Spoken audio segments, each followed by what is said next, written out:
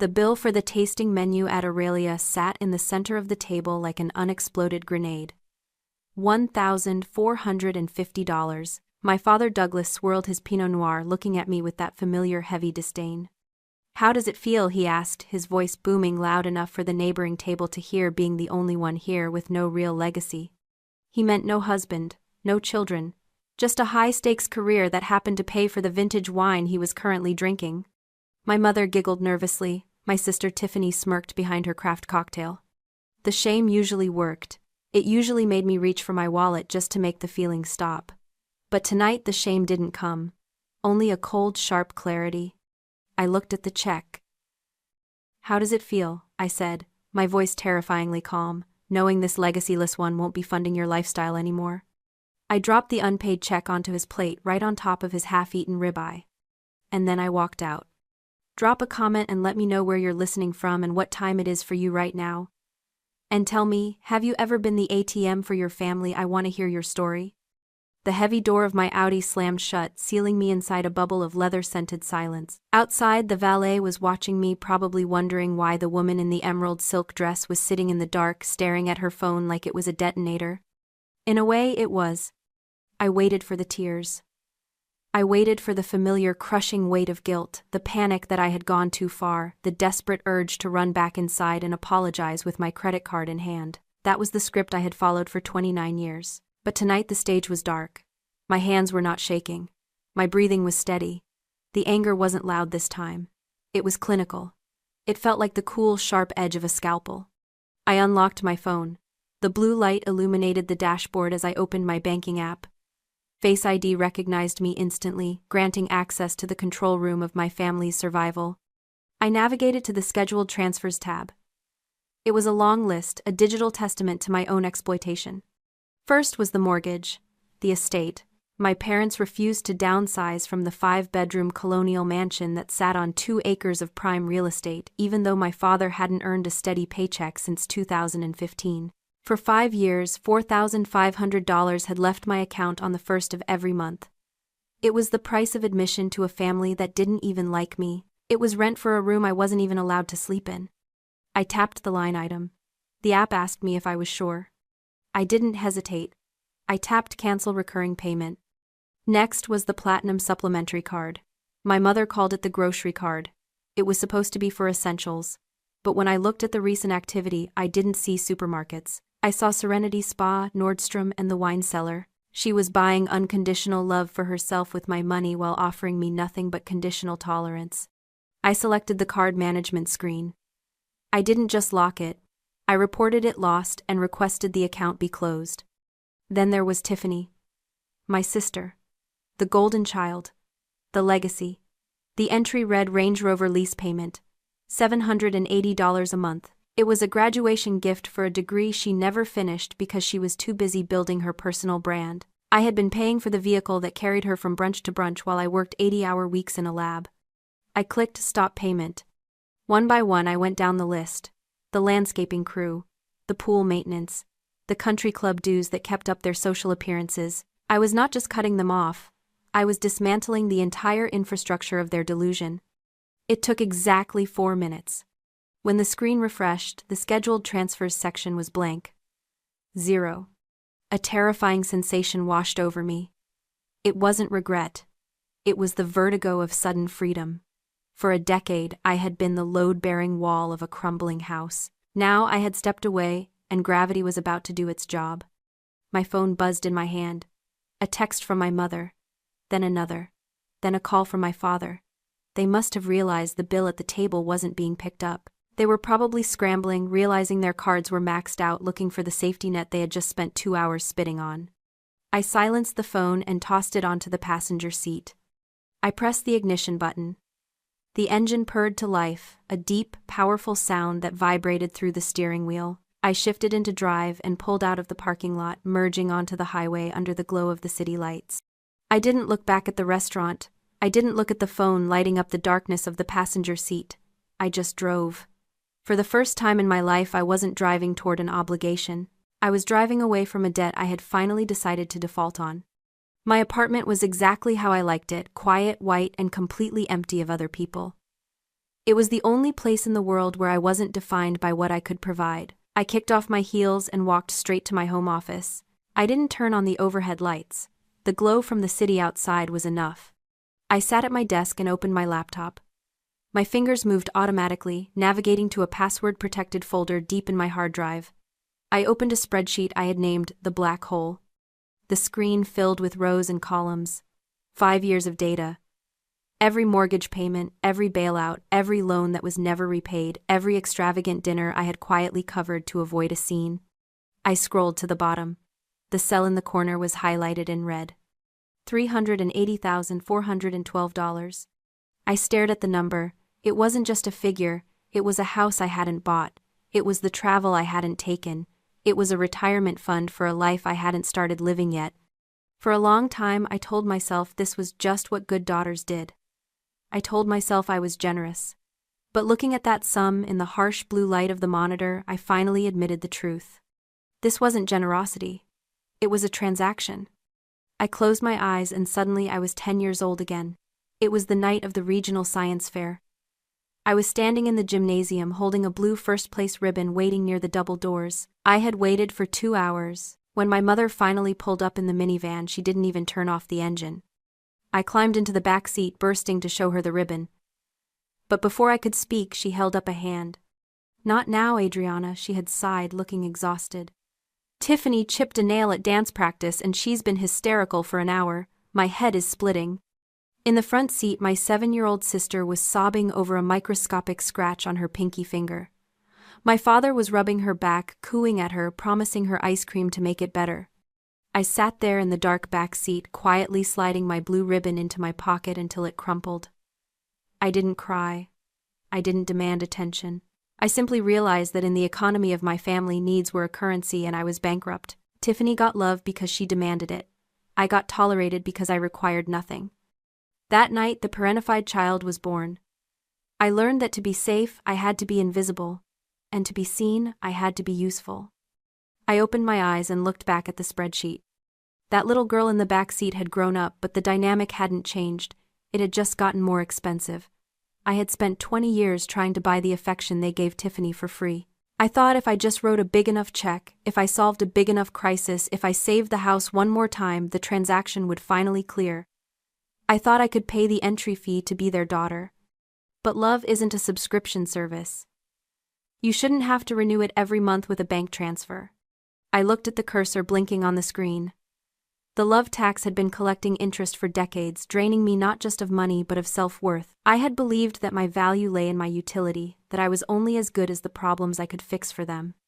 Tonight at that dinner table, my father hadn't just insulted me. He had voided the contract. He made it clear that no matter how much I paid, I would never be enough. I would always be the legacyless one, the ATM in the corner useful only until the cash ran out. Well, the machine was out of order. I moved the cursor to the file menu. I didn't delete the file. I needed the evidence. Instead, I created a new folder, titled Evidence. I dragged the spreadsheet inside. Then I opened a new document. I typed a single line at the top. Notice of eviction. If they wanted to treat our relationship like a business, I was finally going to act like a CEO. I was liquidating the asset, and I was starting with the house they were living in on my dime. The next 48 hours were a masterclass in psychological warfare. I didn't block their numbers immediately. I needed to document the escalation for what was coming next. My phone buzzed incessantly on my desk at Biogen, vibrating against the stainless steel surface like a trapped insect. I watched the notifications roll in. They followed a predictable, almost scripted pattern. First came the guilt. Mom, 8:15 a.m. Your father hasn't slept all night. He's having chest pains. I hope you're happy. Call us immediately. Then came the entitlement. Tiffany, 9:30 a.m. What the fuck, Adriana? My card got declined at the venue. I have a brand launch in 3 days. You are literally ruining my career. Fix it now. Then came the public shaming. A notification from Facebook popped up. Douglas had posted a status update. It's a tragedy when children forget who raised them. Some people let a little success go to their heads and leave their family behind. Prayers needed for the ungrateful. I saw my aunt and 3 cousins had already commented with praying hands emojis and stay strong, Douglas. I didn't respond to a single message. I didn't defend myself in the comments. I treated their outburst exactly like what it was, a temper tantrum from toddlers who had been told no for the first time in their lives. But silence is dangerous to people who feed on attention. When I didn't bite the bait, they didn't stop. They escalated. I was in the middle of a high-level briefing with the VP of Research when the conference room door opened. The receptionist looked pale. "Adriana," she whispered, interrupting the presentation. "I'm so sorry." The room went silent. My boss looked at me with concern. My stomach turned, but my face remained stone. I walked out, picked up the receiver at the desk, and pressed it to my ear. "Is someone dying?" I asked. "How dare you?" Patricia's voice clawed through the line loud enough that I had to pull the phone away. "You embarrassed us at the club. Do you know the Smiths were asking why your father's card was declined? You unfreeze that account right now, Adriana. We have a reputation." I hung up. I stood there in the sterile hallway of my billion-dollar company staring at the receiver. She had lied to my workplace. She had used the phrase life or death to bypass security, jeopardizing my professional standing, all because of a declined credit card at a country club. In that moment, the final piece of the puzzle clicked into place. For years, I thought they just needed help. I thought they were just bad with money. But this wasn't about survival. If they were truly desperate for food or shelter, they would have asked for that. They weren't asking for help. They were demanding submission. I realized I wasn't just a daughter or a bank account to them. I was their supply. In the world of psychology, narcissistic supply is the admiration, attention, and sense of power a narcissist extracts from others to prop up their fragile ego. By cutting off the money, I hadn't just inconvenienced them financially. I had cut off their drug. Their rage wasn't the panic of the destitute. It was the withdrawal symptoms of an addict who had lost their fix.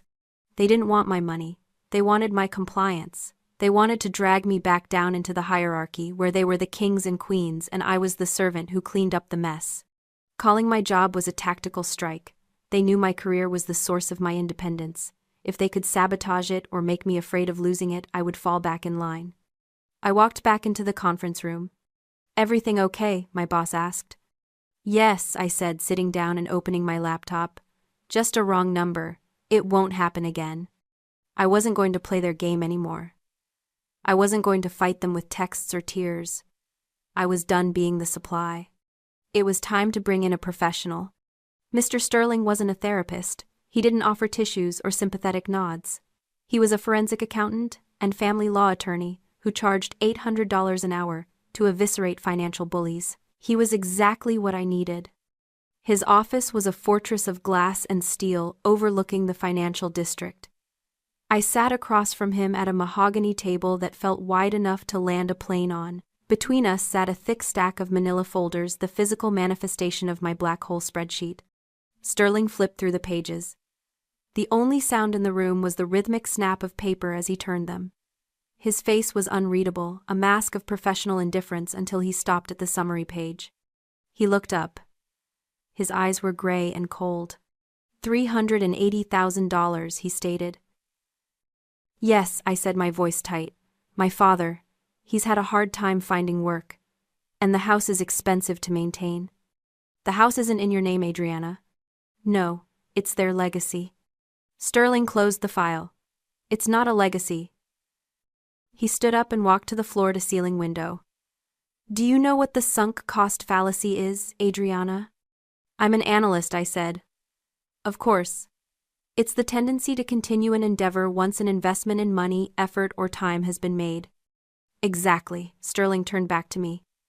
"You've spent nearly $500,000 buying stock in a company that has never paid a dividend. You keep pouring money in, subconsciously believing that if you just pay a little more, the stock will finally rebound. You think the next check will be the one that makes them love you." I looked down at my hands. The truth of it stung more than the insults at the dinner table. "But here is the reality," Sterling continued, walking back to the table. "This isn't just bad investment strategy. This is coercive financial control. It's a form of domestic abuse." "Abuse?" I bristled slightly. "They didn't hit me."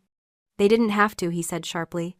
"They conditioned you to believe your survival and theirs depended on your financial submission. They sabotaged your boundaries, guilt-tripped your success, and jeopardized your career to keep you tethered. You aren't a daughter to them, Adriana. You are an asset class, and a depreciating one at that." He pointed to the file. If you continue this trajectory, you will be bankrupt by 40. They will still be living in that mansion and they will still be calling you useless. The word hung in the air. Useless. I took a deep breath. The guilt that had been gnawing at me, the voice saying, "But they're your parents," suddenly went silent. Sterling was right. I wasn't fighting family, I was fighting a hostile takeover of my life. "What do we do?" I asked. Sterling sat down and uncapped a fountain pen. "We go scorched earth. First, I draft a cease and desist regarding the harassment at Biogen. If your mother calls your office again, we sue for tortious interference. Second, we execute a full asset check. I want to see exactly where your money went. Because looking at these numbers, something doesn't add up." He pushed a retainer agreement across the table. "I need your authorization to pull everything. Credit reports, public records, hidden accounts, everything." I picked up the pen. My hand didn't shake. "Burn it down," I said. And I signed my name. A week later, my phone rang. It was Sterling. "Can you come to the office?" he asked. "Now." His voice didn't have the usual professional detachment. It had an edge, a warning. I canceled my afternoon meetings and drove straight to the financial district. When I walked into the conference room, the atmosphere was heavy. Sterling didn't stand up to shake my hand. He was staring at a new, thinner file on the desk. He waited until I sat down. "We found something," he said. It wasn't in the standard credit report. These were commercial business loans. 3 of them. Opened 2 years ago. I felt a cold prickle on the back of my neck. "Opened by whom?" "By you," Sterling said. "Or rather by someone using your social security number, your previous address, and a forged signature." He slid a paper across the glass table. "Total principal amount $95,000. I stared at the number. 95,000. My mind immediately raced to the usual suspects. "Let me guess," I said, a bitter laugh escaping my throat. "A timeshare in Cabo. A new boat for my father. Did my mother need a wardrobe update for the season?" I reached for the paper, shaking my head. I shouldn't be surprised. They felt entitled to my income, so why not my credit score too? Adriana, Sterling interrupted. His voice was quiet. "It wasn't for lifestyle spending." I stopped. We traced the disbursements. The money didn't go to a resort or a dealership. It went to a law firm. And a private settlement fund. He opened the folder to reveal a police report. A mugshot was clipped to the front. It was Tiffany. 2 years ago, Sterling explained, your sister was involved in an incident, a DUI. She crashed her Range Rover into a parked car. There was significant property damage, and a passenger in the other vehicle who threatened to press charges. I froze. I remembered that time. My parents had told me Tiffany was exhausted and taking a mental health break at a wellness retreat. They had asked me for $5,000 for therapy. I had given it to them without question. They needed it to go away, Sterling continued. Tiffany was just starting her influencer career. A DUI would have ruined her brand deals. So they settled out of court. The other driver signed a non-disclosure agreement. The damages were paid in full. He tapped the loan documents. But they didn't have the cash. And they couldn't take out a loan because their credit was already ruined. So they used yours. The room seemed to tilt. They hadn't just stolen money to buy things, they had stolen my identity to protect her. I was the shield, I was the body armor they strapped on to take the bullet so the golden child wouldn't get a scratch. They were willing to saddle me with nearly $100,000 of debt, willing to risk me going to prison for fraud if I ever defaulted, just to make sure Tiffany didn't have to face the consequences of her own actions. She was the asset to be protected. I was the resource to be consumed. I felt bile rise in my throat. I stood up abruptly and walked to the corner of the room, bracing my hand against the cool glass of the window. I breathed in, then out, forcing the nausea down. For years, I had told myself they loved us both, just differently. That was a lie. They loved her. They used me. When I turned back to Sterling, the sickness was gone. The sadness was gone. There was only a cold, terrifying emptiness where my loyalty used to be. "Draft the affidavit," I said. My voice sounded like it belonged to a stranger. Adriana, Sterling warned, "Once we file this, it triggers a criminal investigation. This is identity theft. Wire fraud. Grand larceny. We are talking about felony charges." "I know what we are talking about," I replied. "I'm not paying for her mistakes anymore. draft the papers. The gravel crunching under the tires of Sterling's black sedan was the only sound as we rolled up the long manicured driveway of the estate. The house loomed ahead, a sprawling, white-pillared monument to money my parents didn't have and a status they hadn't earned. I walked up the steps, Sterling a silent shadow beside me. I didn't knock. I used my key, the one I had paid for 1,000 times over. We found them in the sitting room. It was a tableau of delusion. Douglas was reading a golf magazine. Patricia was arranging hydrangeas. Tiffany was scrolling on her phone looking bored. When they saw me, the atmosphere shifted instantly. Not to fear, but to smug satisfaction. They thought I had broken. They thought I was there to apologize, reactivate the credit cards, and resume my post as the family servant. Well, Patricia said, not even looking up from her flowers, I knew you'd come to your senses. I hope you brought a cashier's check, Adriana. The landscaping bill is overdue. Douglas tossed the magazine onto the coffee table. You have a lot of making up to do, young lady. That scene at the restaurant was unforgivable. I didn't say a word. I simply nodded to Sterling. He stepped forward and placed his briefcase on the antique coffee table. The click of the latches opening sounded like a gunshot in the quiet room. He pulled out the dossier, the police report, the loan documents, the forensic tracing of the IP address. Mr. and Mrs. Vance Sterling said, his voice level and devoid of emotion.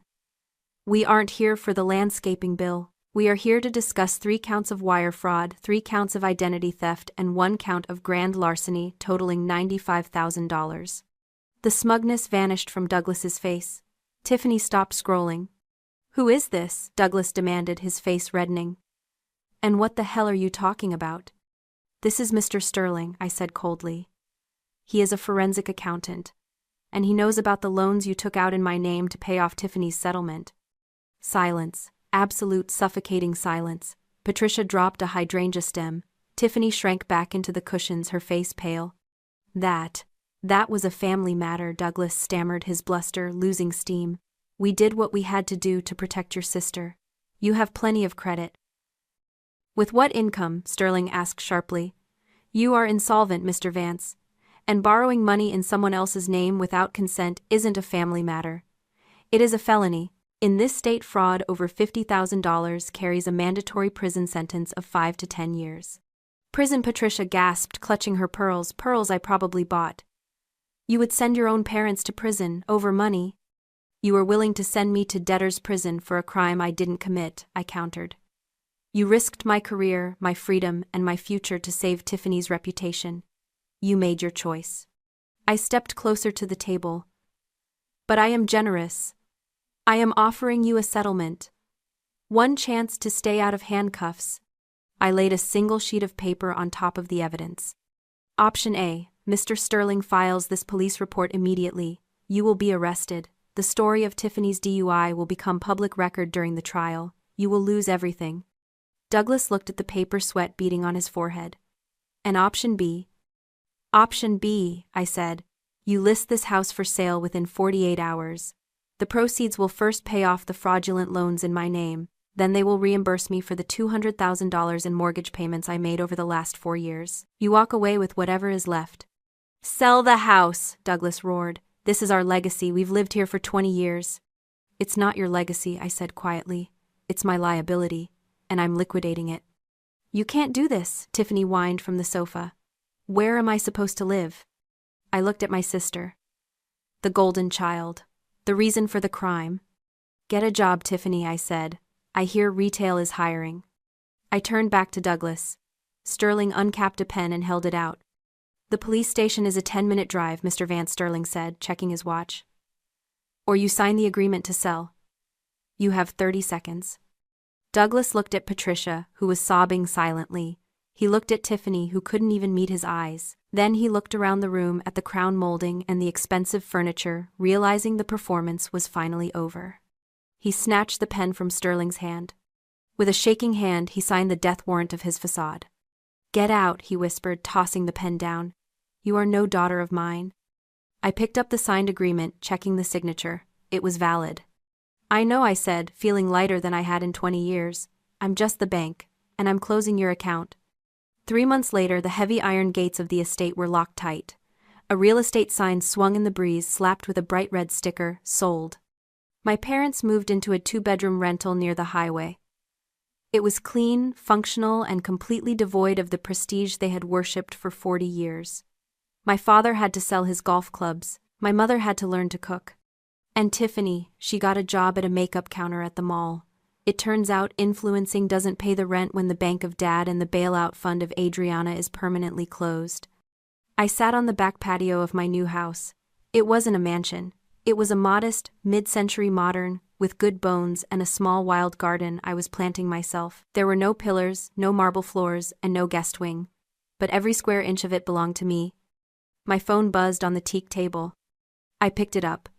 A notification from my bank app flashed across the screen. Wire transfer received $295,000. The proceeds from the sale. It covered the $95,000 in fraud and the $200,000 in mortgage payments I had made over the years. It didn't pay back the emotional debt, nothing could do that, but it balanced the books. I looked out at the garden. The sun was setting, casting long golden shadows across the grass. The air was quiet. No frantic texts, no guilt-tripping voicemails, no emergency demands for validation. For 29 years I thought my legacy was what I could build for them. I thought I was only worth the shelter I provided. But sitting there in the silence, listening to the wind in the trees, I realized the truth. I wasn't their ATM. I wasn't their retirement plan. And I certainly wasn't their legacy. I took a sip of tea and deleted the black hole spreadsheet from my phone forever. I am my own legacy. And for the first time in my life, I am rich in the only currency that matters: peace. If this story resonated with you, hit that like button and subscribe. Share this with someone who needs to know that walking away from toxic family isn't failure, it's survival. Thanks for listening.